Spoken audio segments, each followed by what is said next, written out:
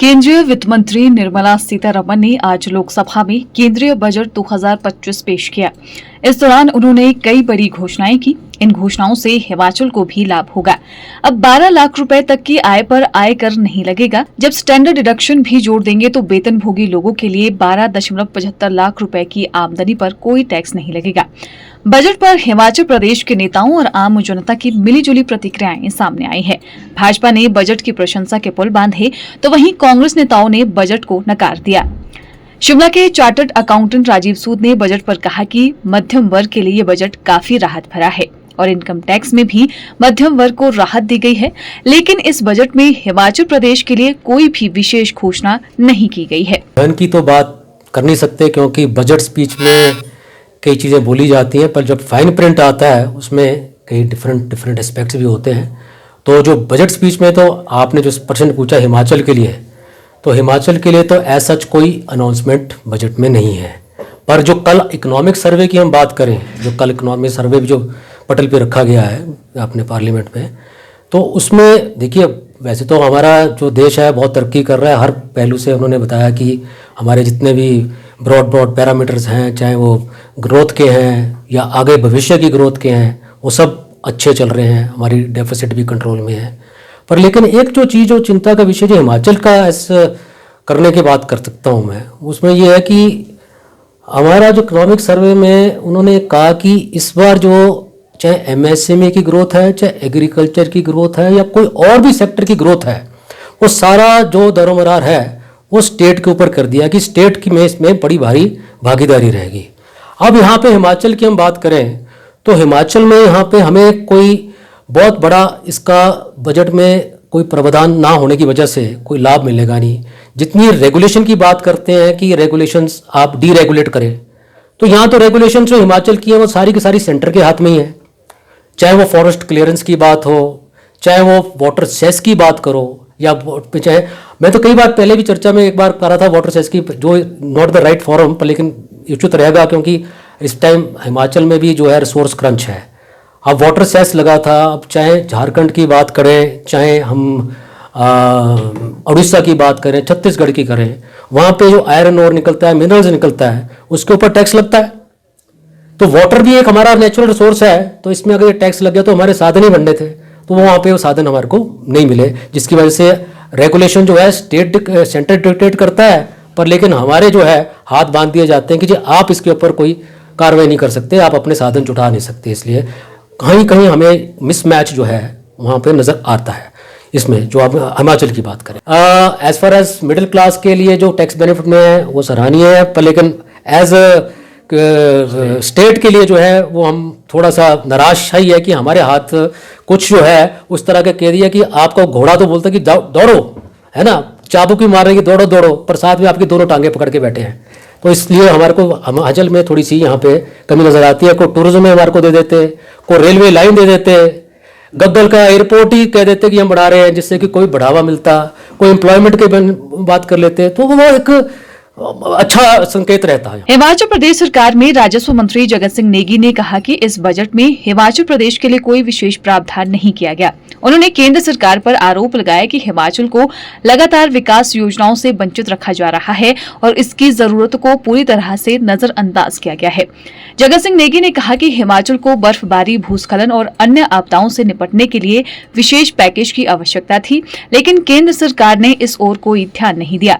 केंद्र का जो बजट आज हमारे पार्लियामेंट में आज रखा गया, उससे जो है एक बार फिर दोबारा से बहुत बड़ी निराशा हाथ लगी है। चाहे देश की बात करें, चाहे प्रदेश की बात करें। जहाँ तक देश की बात करते हैं हम, इस बजट में भविष्य को लेकर या वर्तमान को लेकर कोई विशेष जो है योजनाएं नहीं है। बड़ी बड़ी बातें करते थे कि 5 ट्रिलियन जो है डॉलर का ही जो है आगे हमारा जो है देश को पहुंचाने की बात करते थे जी, जीडीपी को। तो इससे तो लगता है कि हम जो 3 ट्रिलियन की बात हो रही है अभी, जो वर्तमान में हम उससे भी नीचे की तरफ चले जाएंगे, क्योंकि इस बजट में ना तो गरीबी रेखा से नीचे रहने वाले लोगों के उनके लिए कोई स्कीम है, ना जो हमारे बेरोजगार हैं उनके लिए कोई स्कीम है, ना ही कोई हमारे जो खासकर हमारे किसान और बागवान है, ये तीनों वर्ग के लोगों को बड़ा निराश इस बजट ने किया है। अगर आप फार्म सेक्टर की तरफ जाएंगे, बात तो कह रहे हैं कि हम जो है विश्व में जो है इसको फूड जो है बॉल ऑफ वर्ल्ड बनाएंगे, और बजट में जब आप देख रहे हैं तो किसानों के लिए, बागवानों के लिए कुछ भी नहीं है। खाली घोषणाएं करने से, खाली जुमलाबाजी करने से आप जो है वर्ल्ड का जो है फुटबॉल क्या कहते हैं बॉल बनना जो है कभी भी संभव नहीं हो सकता। ये तो एक जुमला है, जैसे हम अपने आप को जो है विश्व गुरु कहते हैं, और विश्व गुरु का ये हाल है। तो यहाँ पर जहाँ तक हम अगर हिमाचल के संदर्भ में बात करें, हिमाचल को इस बजट में कुछ नहीं मिला है। दोबारा से एक बार जो है हमें जो है झुंझुनू दे दिया गया है। वहीं कांग्रेस प्रदेश अध्यक्ष प्रतिभा सिंह ने केंद्रीय बजट 2025 को लेकर मोदी सरकार पर जमकर निशाना साधा। प्रतिभा सिंह ने कहा कि इस बजट में सिर्फ बंदर बांट का काम किया गया है। इस बजट से हिमाचल प्रदेश को कोई फायदा नहीं हुआ। उन्होंने कहा कि बिहार में इसी साल चुनाव होने हैं, ऐसे में लोक लुभावने वादे करने के लिए बिहार के लिए ही घोषणा की गई है। इस तरह का बजट दुर्भाग्यपूर्ण है। इस बजट को देखते हुए सभी लोगों को बहुत निराशा हुई है। हमें लगता है कि ये एक तरह से बंदर बांट की गई है। बिहार को बड़ा भारी महत्व दिया गया है, क्योंकि केंद्र सरकार भी ये देख रही है कि अगले चुनाव बिहार में होने जा रहे हैं, इसलिए उन बिहार के लोगों को खुश करने के लिए उन्होंने सारा फोकस अपना बिहार पे रखा है। जहां तक हिमाचल प्रदेश की बात है, मुझे बहुत निराशा हुई। हमें भी आशा थी कि हमने बार बार ये बात केंद्र सरकार से उठाई कि इतना डिजास्टर होने पर केंद्र से हमें कोई राहत नहीं मिली, तो हमें लगा कि कुछ ना कुछ वो बजट में इसका प्रावधान करेंगे। आप देखें कितने लोगों की जानें गई, कितना भारी नुकसान हुआ, तो इसलिए हमने इस बात को पहले भी उठाया और हमें लगता था कि केंद्र सरकार इस पे गौर करेगी और हमें कुछ उसमें राहत देगी। तो मुझे नहीं लगता कि उन्होंने इस बात को भी इस बार भी नजरअंदाज किया है।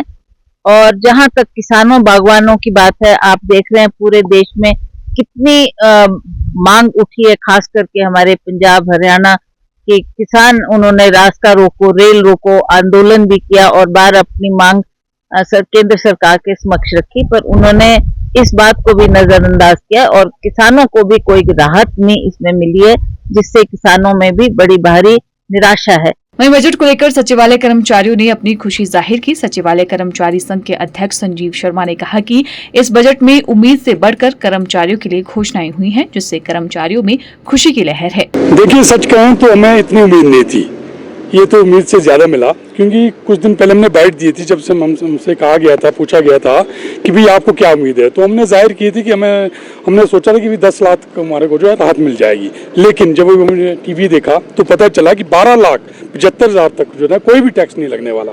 इससे जो कर्मचारी में एक जो है खुशी की लहर है, निस्संदेह है। लेकिन इसके साथ साथ जैसे कि आप लोग जानते हैं कि प्रदेश के कर्मचारियों को भी 3 किस्तें डीए की ड्यू है।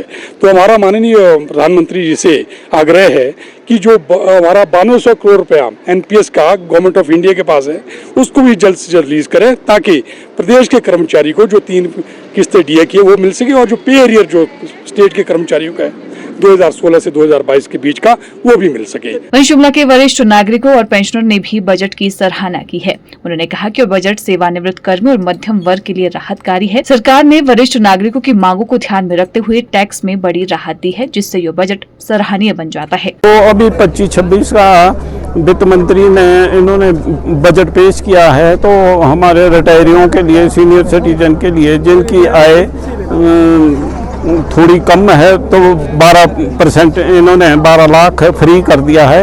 उसके बाद 15-25 के हिसाब से इन्होंने ऊपर को बढ़ाया है, तो बहुत अच्छा है।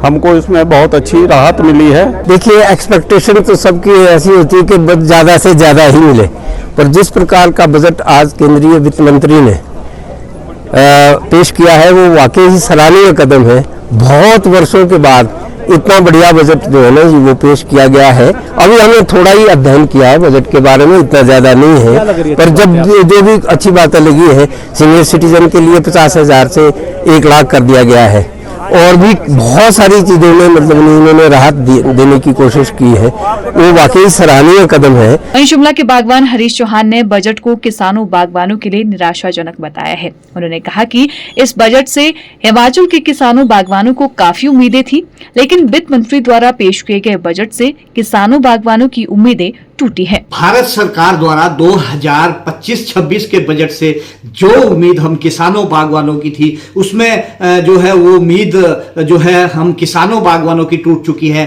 हम भारतवर्ष के किसान बागवान, चाहे पहाड़ी राज्यों के हैं चाहे पूरे भारतवर्ष के हैं, ये उम्मीद लगाए बैठे थे कि किसान सम्मान निधि जो 2019 से 6,000 पर अटकी हुई है, वो बढ़कर 18,000 रुपये हो जाएगी या कोई ना कोई उसमें बढ़ोतरी होगी, जिसकी कोई भी घोषणा इस बजट में केंद्रीय वित्त मंत्री द्वारा नहीं की गई। बेशक जो है कर्जे की जो लिमिट है तो केसीसी की लिमिट वो 3 लाख रुपए से बढ़ाकर जो है 5 लाख जरूर कर दी गई है।